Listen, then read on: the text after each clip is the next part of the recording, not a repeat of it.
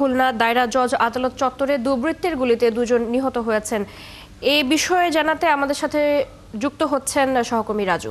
রাজু, নিশ্চয়ই শুনতে পাচ্ছেন। আমরা জানতে চাচ্ছিলাম এখন সেখানে কি পরিস্থিতি দেখছেন এবং সার্বিক বিষয় আপনি যা দেখছেন আমাদেরকে জানাবেন।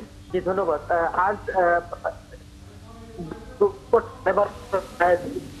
আতপাড়ায় একটি হত্যাকাণ্ডের ঘটনা ঘটে, যেখানে এখন পর্যন্ত শোনা যাচ্ছে যে একটি হত্যাকাণ্ড ঘটেছে, যেখানে 12:30টার সময় তারা 4 জন মোটরসাইকেলে এবং 2 জন হেঁটে আমাদের এই আদালত পাড়ায় আসার পরে তারা গুলি করেন এবং গুলি করলে সঙ্গে সঙ্গে তারা মাটিতে লুটিয়ে পড়ে। জানা যায় খুলনা শহরের 2টি গ্রুপ আছে, যে গ্রুপ 2টি খুব মানে সন্ত্রাসী গ্রুপ। সেই সন্ত্রাসী একটি হচ্ছে গ্রেনেড বাবু গ্রুপ, একটি হচ্ছে আশিক গ্রুপ। যারা মারা গিয়েছে তারা হচ্ছে আশিক গ্রুপ।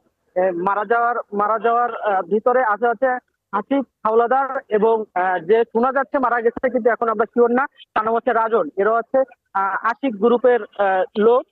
তারা হাজিরা দিতেই সাধারণত যে আদালত পাড়ায় আছেন এবং সেই মুহূর্তেই তাদেরকে যখন আদালত পাড়ায় ঢুকতে যাবে তো তাদের মাথায় রিভলভার ছিল এবং এই যে রাজন এবং হাসিফ হাওলাদার যারা ইতিমধ্যে হাসপাতালে মারা গিয়েছে, এই তারা হচ্ছে আশিক গ্রুপের সন্ত্রাসী গ্রুপের লোক ছিল এবং তাদের নামে একাধিক অস্ত্র মামলা সহ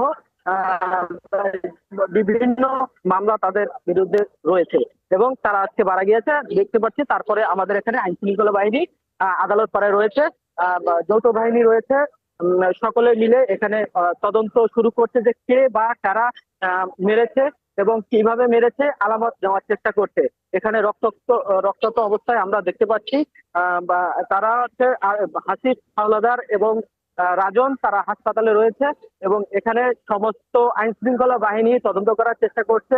সকলে সুস্থ এখানে যারা স্থানীয় তাদের আত্মীয় স্বজন আছে এবং ভাইরা আছেন তারা এখানে আসছে, তাদের কাছে শোনা হয়েছে যে তারা একটু সন্ত্রাসীর সাথে জড়িত ছিল, সেই কারণেই তাদের মারা হতে পারে।